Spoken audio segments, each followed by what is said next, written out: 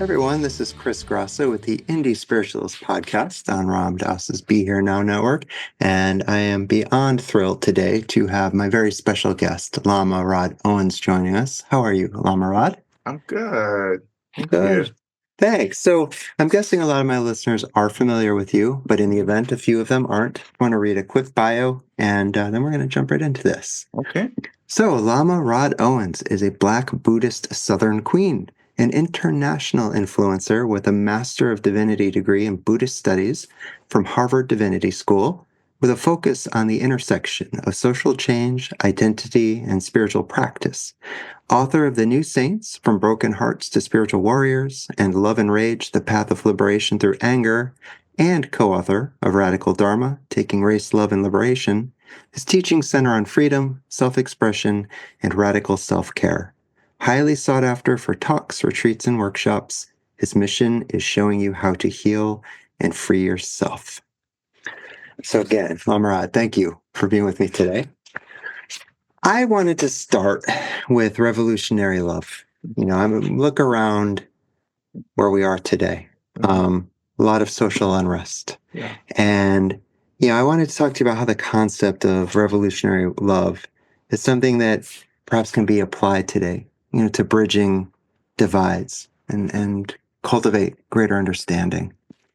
Yeah, for sure. I think the practice and embodiment of real love is revolutionary. I think that when we use phrases like revolutionary love, which I hear a lot, right? Radical Sure, yeah. love, revolutionary love.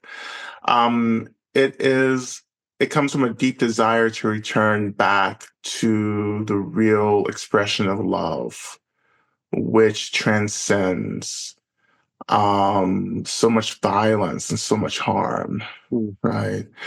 When I think about love, for me, love is this deep desire, this wish, this yearning for everyone and everything to be free, right? To be free from suffering, to be free from harm, but not just being free from harm, but this deep desire for everything to have what is needed, right? For everyone to have the resources that they need to be safe, and healthy and happy, right? When I say that love is also the yearning for all things to be happy, for me, what that really means is that I'm also wanting the phenomenal world to be free from my misunderstandings of it. Right? I want to be free from this illusion that everything is so real and solid and material. Yeah. Like I need to free myself from like this kind of materialism, this density, and return back to what is fluid, to what is open, to what is spacious, right? And empty, Right. ultimately. Right. So when I say, everything must be free, it's really, really understanding that there is a liberation that has to happen both on the relative and the ultimate. Right. Right. And there has to be a releasing of my belief that anyone deserves harm and suffering or to be restricted. Right. Right. And then ultimately it is returning back to the deep truth, the real truth that everything is already liberated to begin with. Fair enough. Yeah. As you're saying that, I'm thinking of Nagarjuna's two truths, and how do you personally, because he does say the two truths, right? They are two truths. One's not necessarily truer than the other. Yeah. How do you find for yourself, the balance between honoring this human experience as relative and, impermanent as it is, but also shit comes up. Feelings happen. Like, yeah. And when I'm in a good space on a good day, I see that like it's just the story. The spacesuit is having an experience, whatever. How do you work with that? Well, I think that's exactly it. How do we honor our experience? But to go further, how do we honor everything, regardless of if we like it or not? How do we offer everything that comes up, either pleasurable or unpleasurable, the same kind of tenderness, gentleness, spaciousness, and understanding, allowing whatever arises to be there. Yeah. Right. And of course, that honoring, that holding space opens the door for us to go much deeper into, of course, the ultimate realization is that everything is arising from this emptiness, the spaciousness, right? That everything is arising from emptiness, but that arising is being shaped by our consciousness. Right. So it's not the thing that's the problem. It's my relationship to the thing that's the problem. Yeah. Right. So if I can look at, I don't know, like my brokenheartedness, right? It's easy for us, and for me to say, oh, this is just a pain. Like this is just an inconvenience. Instead, it's like, how can I hold that with a lot of care and say, you know what, my brokenheartedness is actually trying to teach me to return back to this ultimate teaching of emptiness itself. Yeah. That my brokenheartedness is just pointing me back to its place of origin and arising. And that's the place where everything is fundamentally free. Yeah. And I vibe with that. I love the Heart Sutra. Yeah. Form is emptiness, emptiness is form, beautiful Avalokita. And but boy, 25 years into this thing and I still get hooked. I absolutely get hooked. And I know, I understand, I cognize or whatever, it's not even a word, but I am empty of a separate self. I recognize that, but boy, the story sometimes. But we have to be careful about how much we're expecting as well, because this is still the dream. Yeah. Yeah. Like no matter how realized the being is, they're still sleeping. Yeah. Right. Even if they are awakening in the body and the relative, like the Buddha did and many other enlightened, practitioners and so forth, they're still in the dream. There's still a relationship to ego. There's still a relationship to body. Right. And that has to happen because you're here to awaken in the body and in proximity to an ego to be an example for the rest of us, to show us how to do that same work. If you just were to awaken and just go right back into emptiness, right? If you were just to dissolve the ego and all of that, then how would these awakened beings communicate with us? Right. What's the point of being here? Yeah. If it's not to awaken, to be in community and in communication with other beings who are still working things out. Right. Okay. So as long as that's the case, then we're still going to get hooked. We're still going to have preferences. We're still, just going to have very human creature things, arising, and that's fine. And that's why even as an awakened being, you keep practicing, you keep understanding that even this thing is emptiness as well. Right. Yeah. But there's a balance. Yeah. I think that's the Heart Sutra points out. We're riding a very precious kind of balance between form and emptiness. And the point, particularly in the relative, isn't to go all the way to one side or one extreme, is to ride the middle. Right. Which keeps us awake. Which keeps us active, which keeps us tuned in, or we can't zone out. Yeah. Right. And that's a lot of work. Yeah. Right. Yeah. Not too tight, not too loose. Yeah. Middle. Yeah. And that's active engagement. Yeah. Even for awakened beings. Sure. You started to touch on something about, being asleep. And I think it was a few years ago, you were on, our mutual friend Duncan Trussell's show. Really, really lovely, hilarious, just smart fellow. Yeah. And I think it was the first time I heard you really talking about that and the consciousness and the stream and getting hooked. Yeah. And I remember thinking as I was listening to you, and apologies in advance if this has ever come up for you or if you've already talked to us, but boy, did it sound so similar in your Buddhist context to A Course in Miracles. Are you Mhm. familiar with the Course at I all? am. Okay, because yeah, like falling asleep, we are, Yeah. we get hooked, we're separate. I Yeah. forgot how you worded it. It was a few years ago, but I remember Mhm. thinking like, wow, that's in a beautiful way, and Yeah. I love when there's intersections from different traditions and Mhm. wisdom literature. So Yeah. yeah, Yeah, absolutely. I mean, this is something that I love talking about, Mm. mostly because it's really helped me to understand Yeah, this contradiction of form and yeah, emptiness. But Yes. also, for me, it's an easy way or an easier way for me to talk about, okay, how did we get here? If we're already awakened beings, if we're already imbued with this Buddha nature, this awakened mind, then why are we having this experience of suffering? right, Right. And the snag is what feels workable for me because it's like, yeah, we're awakened beings, but we got distracted, Mm. Yeah, and yeah, another kind of story or image that comes to mind, it's like sometimes when perhaps we're wearing like our favorite outfits, our favorite pants or shirt, right, and it's beautiful, it's really expensive, right, yeah, and I offer this because this happens to me all the time. and like I'm just going about, my day and I realize maybe there's a tear or a rip.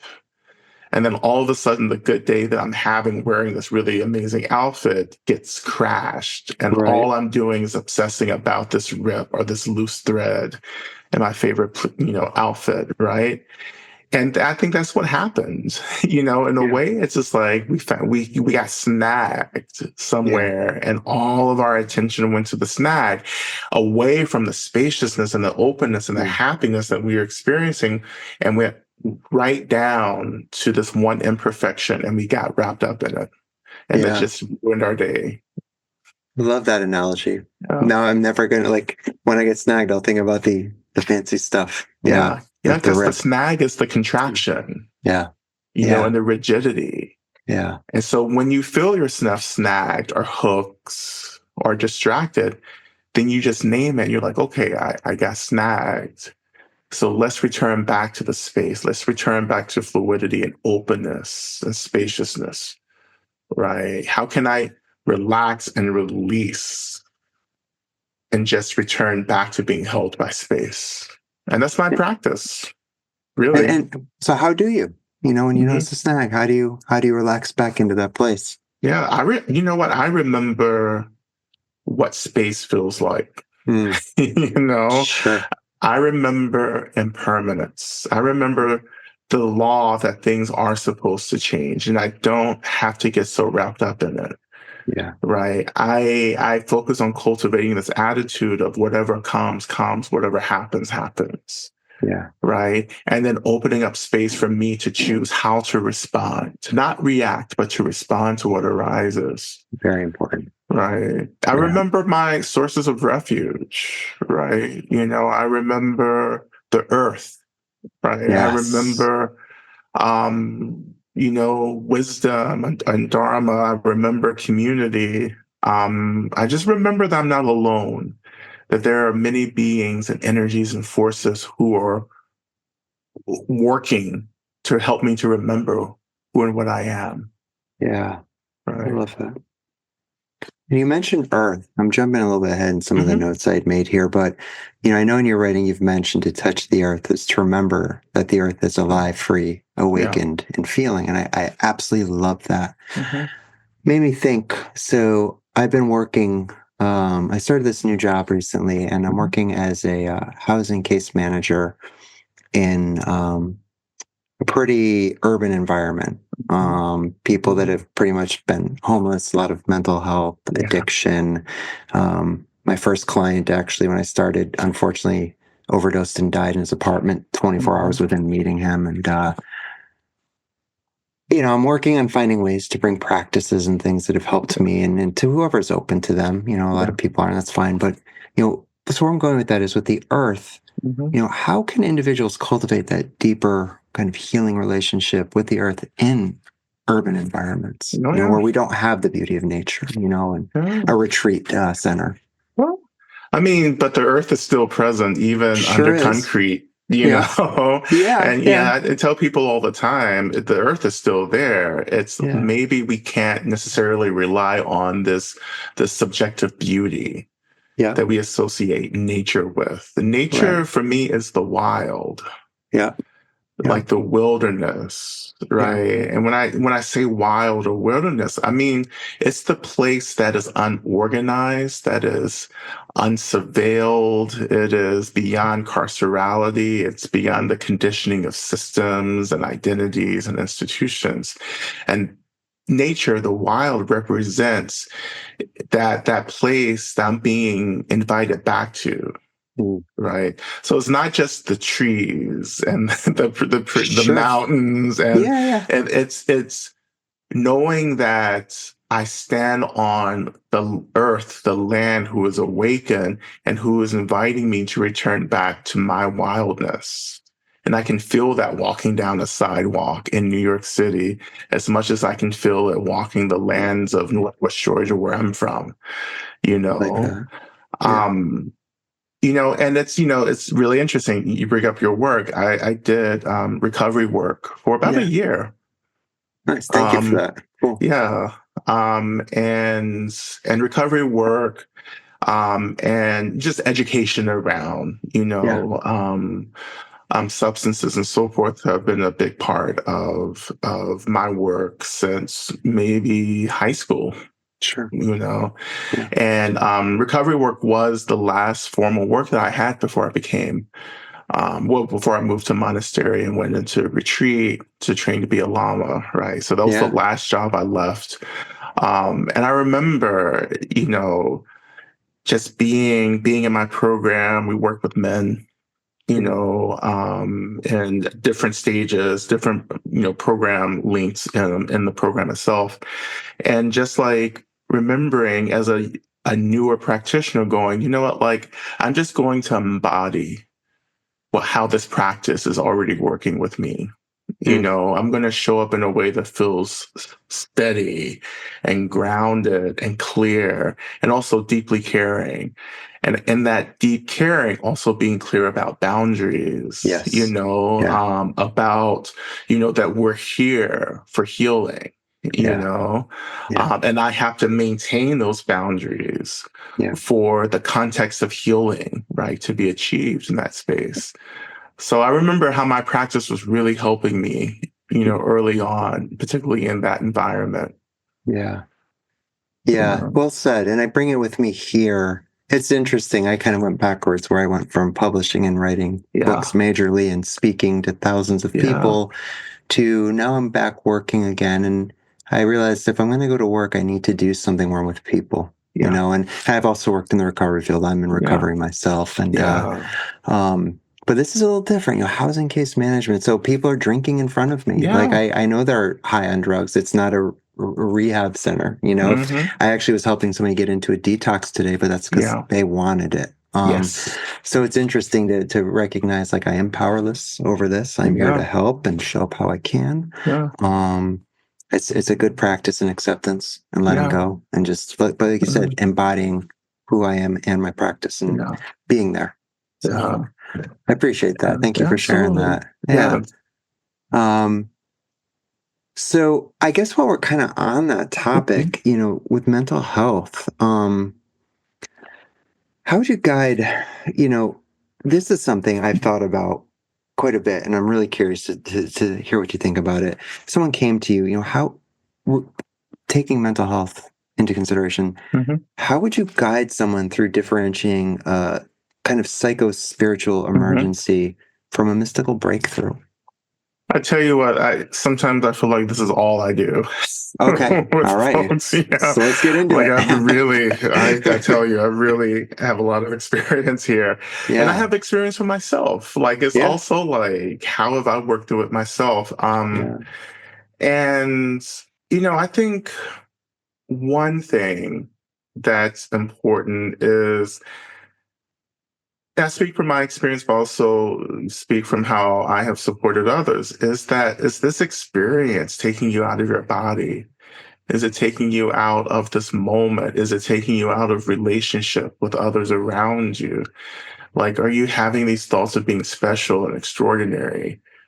Right. Is it helping you to be more human, or is it leading you towards this idealized state that seems to take you out of the messiness of humanity? Right. Because I think real spiritual breakthrough brings us deeper into the experience of being human, but more so, it takes us deeper into the experience of empathy. Mm. Like you get it, you can feel and attune to the experiences of others because you're deeply rooted in your experience. Yeah. Like you feel the earth, you feel the ground, you're with your breath, right? But also you feel you're experiencing a lot of space, right? Like, and I think sometimes we get really distracted by the euphoria Mm-hmm. of these experiences, and that's a snag. Yeah. Right? Like, Yeah. again, like I tell people, it doesn't matter if it's pleasure or pain. Like, we have to meet either experience with the same space, Yeah. like letting it be and experiencing it, but then coming back and, staying with the earth, staying with the body, staying in relationship and proximity to the phenomenal world as well. Um, just I often say, people who get just a shred of this kind of awakening thinks it's a sign for them to become a spiritual leader, and then all of Mm-hmm. a sudden, they're cult leaders, Yeah. right? Yeah. Oh, yeah. And I think that happens also, and this is a big part of how we can manage these experiences, is that like we need to be held by community. Yeah. So I am right now, right, Lama Rod, right? Like experiences that I have that I may feel like, oh, that this feels big. Like this feels like a big deal. I have people in my life that I can go to Mm-hmm. and be in dialogue with, elders, colleagues, peers, all friends who Yeah. love me, right? Other intuitives, other kinds of healers, psychics, mediums, you name it, Yeah. right? And I go and they're able to mirror back to me. They help me to kind of get clear about what I'm experiencing and Yeah. how to metabolize it, Yeah. Absolutely. right? So we have to go to people, like we have to be held by folks who are able to really to have a clarity, Yeah. who are able to see into our experience a little bit and to mirror back, Yeah. something that's clear, Yeah. you know? I do know. That's Yes. infinitely important to me. I joke, kind of joke, but I call it the fuckery committee up Yeah. here. Like if Yeah. it just gets going and I don't have people in my life that I can Uh, talk to and bounce yeah. things off of, Mhm. I can get wrapped up in that, That's right. even Yeah. if I rein myself in, take some Mhm. breaths, goes away, it's gonna come back. But thank goodness, yes, for Yeah. community, for Yeah. even if it's just a small group of people that are trusted. Like I have a great therapist I talk Yeah. to, and Yeah. my best friend is also just happens to be a wonderful therapist, but Yeah. also a lifelong friend. And Mhm. yeah, having that community and whatever that is for each person, for me, that was a game changer in my wellness journey Yeah. for sure. So Yeah. yeah, It's a necessity, I yeah, think, as a spiritual practitioner. I think this is why Sangha, our yeah, community, as the third jewel of Buddhism, is extremely important. yeah, yeah. Right. Agreed. Yeah. Mhm. So I have a couple more questions in the mental health realm. Sure. With PTSD, something I have and plenty of people do. Yeah. So when we do meditation for people with complex PTSD, I'm wondering if you think, are there ways the traditional sit and observe model perhaps needs to be evolved Mhm. or rethought for a nervous system Mhm. for people that feel unsafe Yeah. sitting still? Oh, absolutely. Okay. And this is advice that I always give in my meditation, kind of gatherings, is that like I want you to make the best choice for you and your body. I want you to listen to your body and to respond Yeah. to your body, right? And so if I'm leading meditation online, right? I tell people, listen, you don't have to be on camera. You can be in movement. You can be standing up. I know people who, have treadmills that they'll like tune into a talk with me and they're on the treadmill and they're like, this is how I manage, right? Yeah. Movement work. Like we have to kind of disrupt this narrative that meditation is just sitting still and upright. Yeah. And I think we get too wrapped up in form, right? Yeah. And particularly getting wrapped up in form as a performance. And so the performance becomes the goal, not paying attention to what's happening, Yes. Yeah. right? That's Yeah. the point of meditation, is to know to pay attention. And you can be in movement and pay attention. You can be lying down and paying attention. You can just be lounging and still paying attention, right? Yeah. But it's about honoring our bodies, not trying to replicate, Yeah. what a tradition is saying, but it's about being in wisdom and care Yeah. with our own experience, right? Yeah. I realized several years back, I'm a bit older these days, but I still kick, push, coast on my skateboard sometimes. Yeah. And Mhm. I find I am so like just present when I do that, like talk about like a meditative place. Yeah.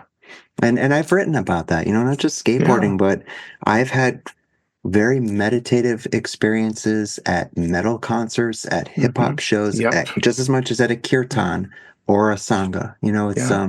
I feel like if we allow ourselves to be embodied in that moment, like uh, yeah, for me at least, I'm my own block to that. Yeah. If I Yeah. show up and open up, yeah, Absolutely. yeah, yeah, Yeah, that's it. But, unfortunately, a lot of folks feel as if they don't have agency to make sure, those choices. sure, Right. And I think one of the things you realize as a meditation teacher, right, is that a lot of people are just hanging on every word. They're just mm, like, they're going to do exactly what you're doing.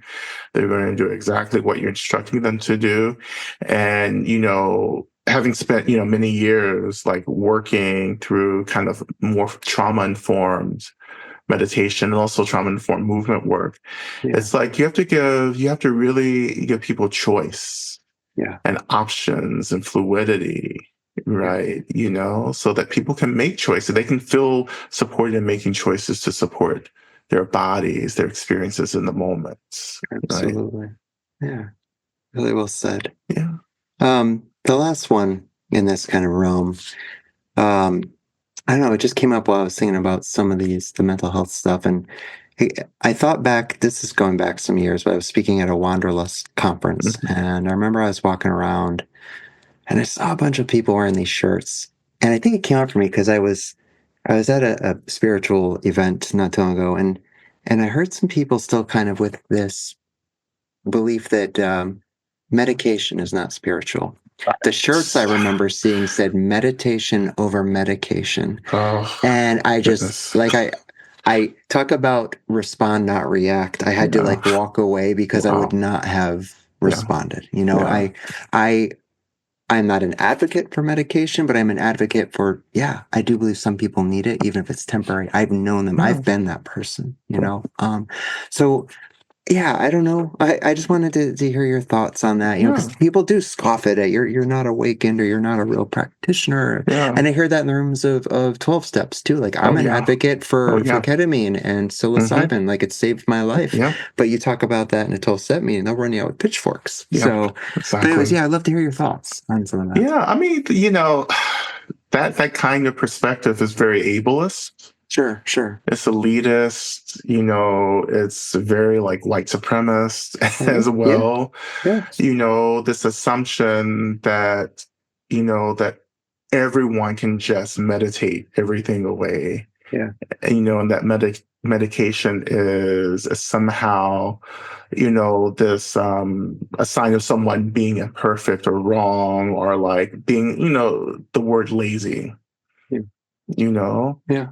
I remember many years ago in my training, um, my teacher one day, we were, doing some meditative work, and he goes, listen, you can meditate or you can just take an aspirin. And it was as simple as that. He was just like, yeah, you can sit through this, sure, Yeah. whatever, or you can take an aspirin, Yeah. right? Like, both of these are medicines. What is your intention right now? Yeah. Like, the medicine, the aspirin is here for a reason, Right. Yeah. right? So which way, which choice do you want to go? And I think that we've aligned pure meditation, spiritual practice with some kind of like moral, like ethical stance, Yeah. or superior moral ethical stance, right? When in fact it overlooks the fact that everyone is different and we all need different supports. Yes. Right. The earth, yes, the earth is a support, but also, different kinds of medications that work with maybe ADHD, for instance, right?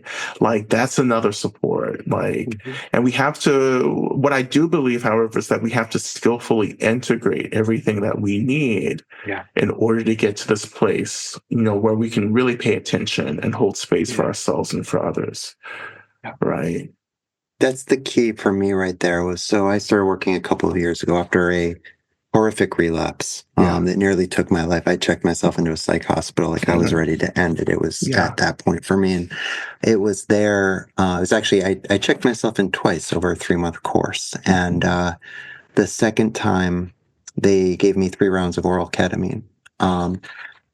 It started to finally shift the overwhelming depression. I started learning about it in the therapeutic setting, how it's a different part of my brain. And I want to be clear to any listeners, I'm not here proselytizing this because it can have very adverse effects for some people too. Mhm. My point of this is, though, what I quickly learned when I got out and I continued to work with it is the medication, sure, it helps with the neurochemistry and rewiring the brain, but it is those integrative sessions thereafter, the Yeah, processing, reowning and exactly. reintegrating in a healthy way that's been that in conjunction with the community piece we were talking about for me saved my life and Yeah, changed my life, yeah, and I'm so grateful for that. But the integrative part, and whether that's with psychedelic medicines or whatever it is, yeah. like, so I appreciate you saying that for sure. Yeah, and thank you for highlighting that too. Yeah. It's like, yeah, it's the integrative work Yeah. that's Yeah. really the other part of this transformational process of working with psychedelics and plant medicines, Yeah. Yeah. right? Yeah. I And that's saw. why, No, you please go ahead. oh, I was going to say, this is why so so many of these medicines are making their way into like mental health spaces, Hmm. Yeah. and it's really powerful. Yeah. And I also appreciate that there's the evidence-based studies. Yes. That's very important to me. Like Yeah. science really matters to me and things of that nature. So Mhm. I appreciate that. I was just gonna say it made me think of a stupid little meme I saw on social media of like Lisa Simpson pointing to like a board and it says, yeah, you take the shrooms, but you gotta do the work. It's like, yeah, Yes, exactly. And exactly. um but anyway, so enough on that stuff. Thank you though so much for talking about that. I Yeah. appreciate it. This was something I don't know, just randomly. In a world full of burnout and overstimulation and Mm. curated spiritual personas, what's one very unsexy but deeply effective daily wellness practice, even if it's not daily, that you think more people need to reclaim? Oh, so many. And simple, like really simple. One of the things that I try to do, and this is very different for everyone's schedule, right? But like I have to have some stillness, some space, some quiet at the very beginning of my day. Yeah, Like I just don't jump out of bed, yeah, and get started. Like I gradually kind of come into my day. Sometimes I have a couple of minutes to do that, depending on my timeline. Sometimes I have longer, right? Like my whole self into the day yeah, and begin to expand and begin to open and ground. And then I can start moving forward. yeah, And of course, intention setting in that space, reflection about the day is really important. And it seems so simple and cliche, but like it's powerful yeah. work, right? It No, really I gets me through agree. the day. Yeah. I similar in 2020 or in January this year, made a I dedicated to myself, and so far so good. I take about a minute every morning Yeah. because I knew I could do a minute. Sometimes it's more, but I sit up in my bed, just like you said, before I get Mhm. up,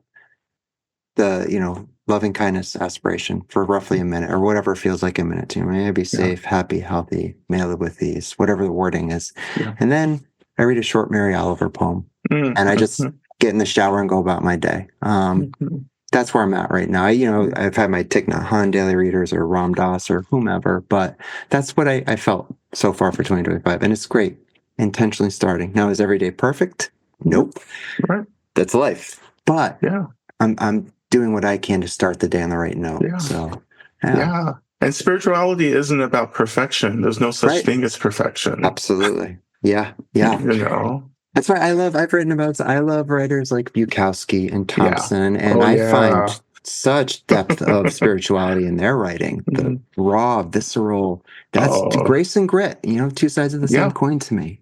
Yeah. Yeah. Bukowski. I mean, I got into Bukowski in college. I had professors who were Yeah. just like, and the roughness, the Yeah. realness, I was like, I Yes. like this dude. Yeah. Hell yeah. Like it's just a lot of Absolutely. truth. It's like, this is Yes. it. Yeah. Right. Oh, he has so many wonderful. I mean, one of them in the Last Night of the Earth poems is Bluebird poem. Yeah. That book I loved is towards the end of his life, where you could tell, like in Mhm. his writing, he kind of knew he didn't have a lot of Yeah. time, and so Yeah. it's still gruff, but it was Yeah. like a little more gentle. He's talking about this bluebird, in his heart that he Mhm. knows is in there, but he pours whiskey on it and Yeah. blows smoke on it. But Yeah. at night when no one's around, he lets it out, and Yeah. it's like, I see you, dude. You're a human. I get it.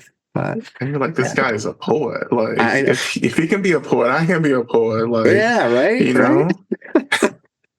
So I know we're starting to get a little short on time. Yeah. Couple of other ones. I mean, I know that we kind of touched on this, but I know this is a very important part of your work. And Mhm. again, looking around the world today, spiritual activism. Mhm. I would like to hear you talk a little bit about how, Mhm. individuals can balance activism with self-care, not Mhm. avoiding burnout, but it is important, obviously, to strive Yeah. for societal change now Yeah. more than ever. So Yeah. yeah, I'd love to hear some thoughts. Yeah. I'm really influenced by the work of Audre Lorde and in her book, The Cancer Journals, where she is kind of documenting journaling about her journey through cancer. She has this quote that I use in all of my books, which is her saying that, self-care isn't self-indulgence, it's actual political warfare. Yeah. And that helped me so much years ago encountering that, because it helped me to understand that self-care isn't about me just feeling good. It's not about avoiding things. Self-care is how I experience restoration to do the things that are really important. Right. So as I make choices to care for myself, I'm doing that because I am passionate about showing up and being a part of other things and helping other folks and being a part of other movements and other organizing. I can't do that if I'm exhausted and Mhm. depleted. A matter of fact, being depleted isn't this moral high ground that a lot of folks think it is. Yeah. Being depleted means that I become work for other people, Yeah. right? Especially the people that I think I'm Yeah. showing up to support and be in solidarity with. People that need our solidarity, our support, don't need us showing up under-resourced. Often we are only invited because we are resourced. Right, you know, right, right. like, and so, and self-care, and this is the other tricky piece of self-care, is that self-care is going to look very different Yeah, for all of us. yeah. Sometimes self-care for me is, binging a show, Mhm. Couldn't agree more. just like locking myself in the house and just for a couple of hours binging. And then after that couple of hours, I'm ready to get back, Yes. to the Yeah, work. yeah. Right. Absolutely. And it's different for everyone, Yeah, and not to judge yeah, what that act of care is, but to just embrace it with the deep intention that this is going to help you get back to helping others. yeah. That's so important. And I love don't judge in what it looks like for you. Sometimes for me it is. I just get in my car, Yeah. put the radio on really loud, and I Yeah. just drive, and Oh, I love or that. going to the gym and putting, some earbuds in and just, anything but quote unquote spiritual music. But Yeah. it's cathartic and it's healing and it helps. And that is something I learned the hard way too through my years of working with others, is forgetting to take care of me and not filling up my cup. And that does, I know, sound cliche, but really, like, Yeah. I love what you just said, though. I never thought of Yeah. it in the sense of almost becoming, in a way, burdensome. Like if Hmm. you're not fully there, able, then yeah. Um, so it is. I appreciate that. Almost selfish to not take care of oneself. Exactly. Yeah. Thank you. What a great perspective. Yeah. Love that. Um, This is another fun one. Just kind of random. I don't know if fun's the right word, but if you could imagine a world where every therapist, coach, teacher, spiritual leader, etc., had to Mhm. pass a trauma-informed compassion Mhm. test before working with people, Mhm. what would be the first question on that test? What would you Yeah. like it to be? Yeah. Do you want the person who's hurt you the most to hurt right now? Ooh, ooh. Why do you choose that? I just, that's kind of like my litmus test for folks right Mm, now, and mm, particularly around love and compassion, yeah, because I'm really noticing how people can be very naturally compassionate yeah, to certain folks and yeah. not extend that to others. Uh-huh. Yeah, And I say, well, you're not actually practicing compassion or love or care if it's so like regulated like that. Like if you're going to practice love, you have to love everyone and yeah, everything, yeah. which means that like you don't have to like anything. Like when I say I love people, it doesn't mean I like everyone. It means I Sure. want people to be free. Yeah. Right. I think that we have to untangle this notion that I have to like what I love, or I have to like who I love. Yeah. Right. And like is such a personal thing. Right. Mm, Like, and it's not that important. yeah. Like, I may not like you, which means I may not like want to be your friend. I may not want to hang out with you, but I still want you to be free. Yeah. Right. And I'm going to do what I can to be an agent of that liberation in a way that still makes sense for my own boundaries, Yeah. as well. Right. But I am trying not to get in the way at the very least Yeah. of your liberation, because you deserve to be free as much as I do. And if you were freer, then maybe you wouldn't necessarily create the harm that you're creating, Yeah. or you create it for me or create it for others. Right. Yeah. And to be real about that, Yeah. and a lot of folks aren't real about what they like and don't like.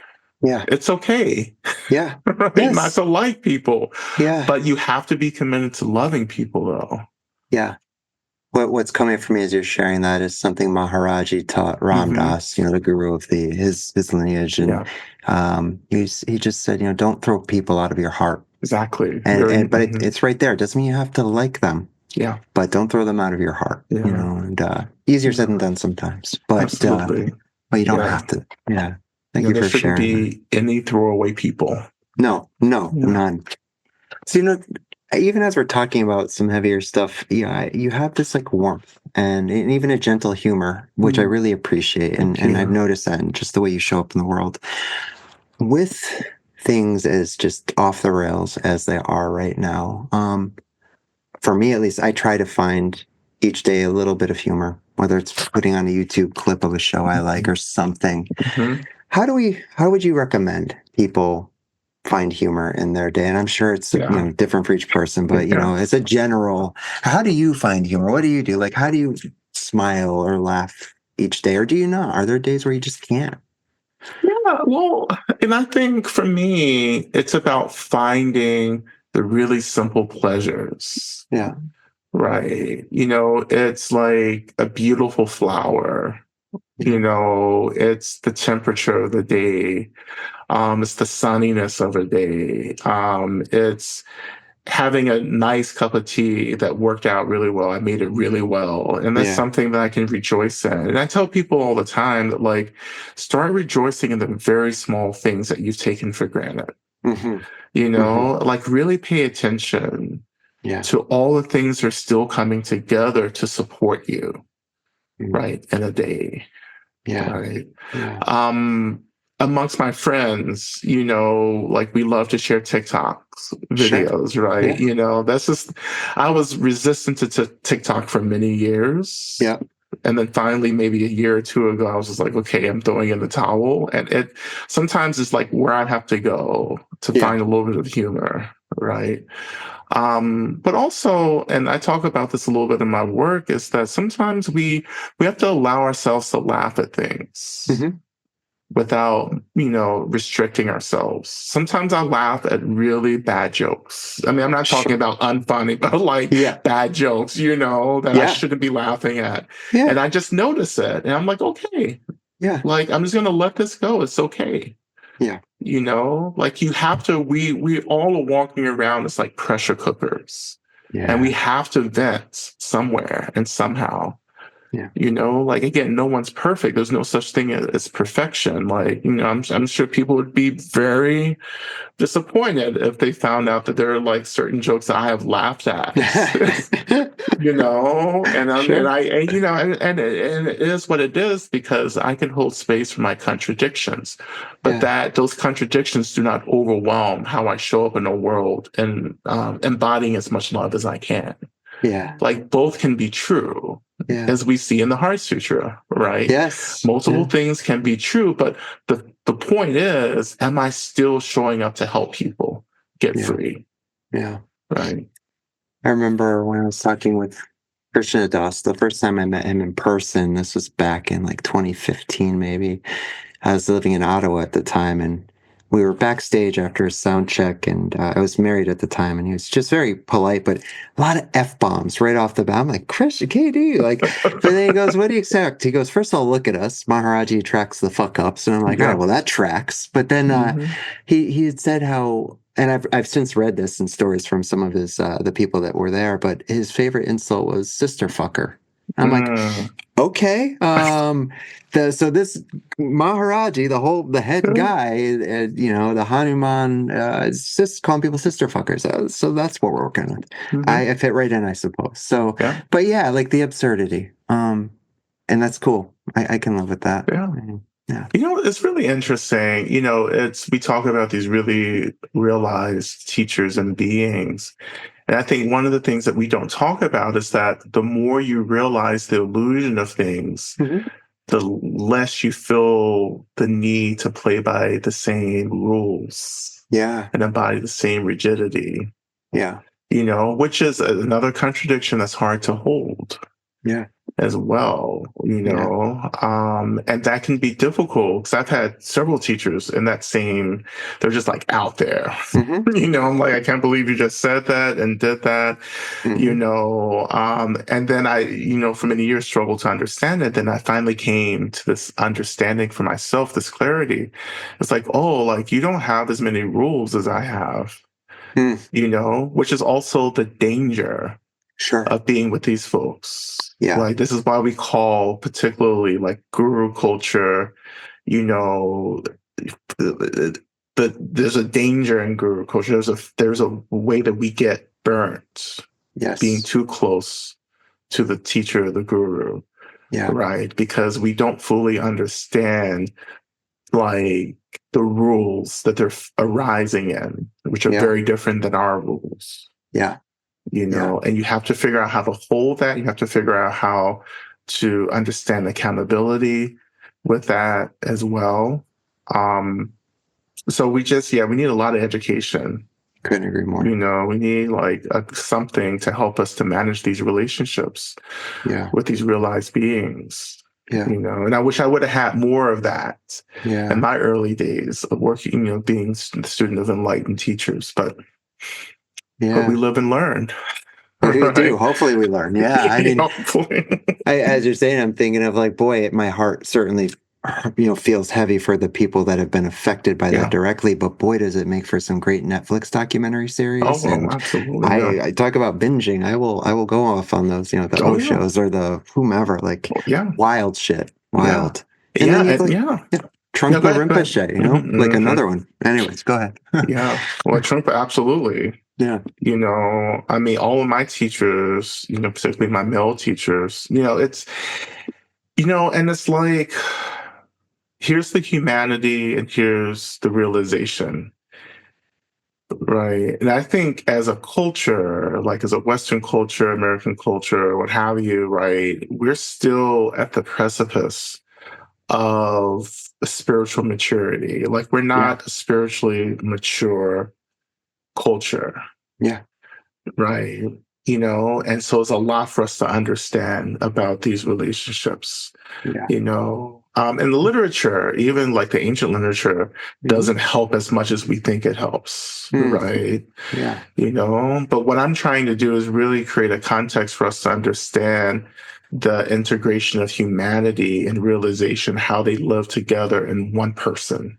Yeah. And how, as a student, well, also both, how as a student and also as a teacher, how we create systems of feedback and accountability that helps us to understand how our actions are helping or serving or impacting negatively, Yeah. you know. And then, how do we develop our own wisdom to maybe have a deeper intuition as to how the teacher is really working with people, even though it feels rough Right. or unboundaried as well. And Right. how do we rely on community to form those boundaries and Yeah. also keep the fire of the realization as strong as possible, Yeah. you know so it's a So lot of important. work there. A lot, and discernment is coming up as you're saying that, like Hmm. cultivating our discernment, having community to bounce things off of, like we talked Yeah. about. And that lends itself kind of, you may have already answered it, but the last thing I wanted to end Yeah. on with you was like looking forward, because we are Yeah. at what an interesting time to be alive Yeah. with Exactly. AI and just everything that's happening. Yeah. So, like I said, I think you started to touch on it, but curious what emerging spiritual practices or shifts, Hmm. what do you think is important, to becoming like an integral part of this collective wellness as we are stepping into this new, I don't know if era is the right word, but it's just, Yeah. it's different. Things are Well, different. well, this is, I think, a new age Yeah. Yeah. is coming about, right? Yeah. And what we're being asked to do is to return back to our expression of indigeneity, Mm, right? The ways in which systems and institutions have kind of swept in to to disembody us, mm, right? To yeah. to create a kind of disassociation, right? And we're being asked to return back to our bodies, which is to say that we're being asked to return back to agency, to community, to mutual aid, right? To centering the welfare of everyone, right? Hmm. And we're being asked to return back to these core beliefs about the nature of reality and the phenomenal world, Yeah. right? To reestablish belief systems that have been decimated by these systems, by colonization and capitalism and white supremacy, Yeah. right? To return agency back to community, right? I mean, that's what's happening, and of course, we won't get a choice. And this is why I say that, like, the new world is going to happen, Yeah. Yeah. because we're not going to have a choice. The systems will collapse, and then what do we have? Well, we'll have each other. We'll have Yeah. indigenous wisdoms. We'll have these spiritual traditions that endure, and we'll have enough to rebuild a culture, a community that centers real care for one another.